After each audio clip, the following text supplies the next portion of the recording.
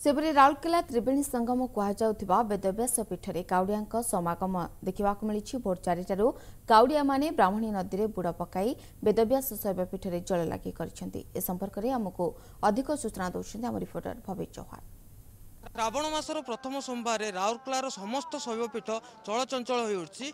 तेबे आमे आसी आज पहुंचीचु राउरकेला वेदव्यास पीठ में।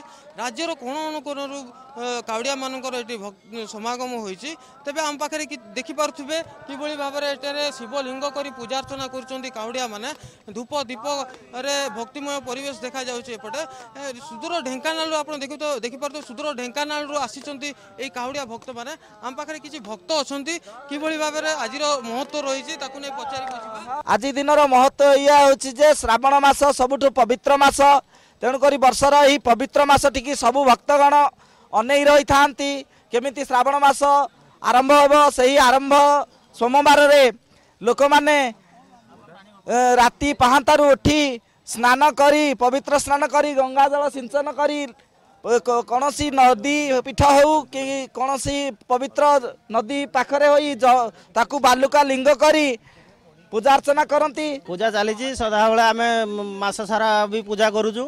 आउ प्रत्येक सोमवार प्रत्येक वर्ष विभिन्न विभिन्न जगह भी आम चेंज करुचु। एमती जहाँफल कलिकता भी जाइलु ये कौन ताड़केश्वर कलिकता भी जाइलु या पूर्व वर्ष।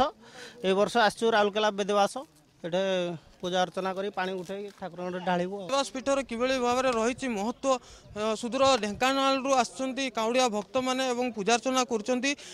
मंदिर ट्रस्ट बोर्ड पक्षर मंदिर रे व्यापक प्रस्तुति करा जायछि एवं ओड्राफ टीम मध्य अछंती पुलिस मुतयन करा जायछि। देखिया को गले संपूर्ण शांति श्रृंखला रे पूजा अर्चना चली। Rourkela Bhavesh Chauhan, MBC news.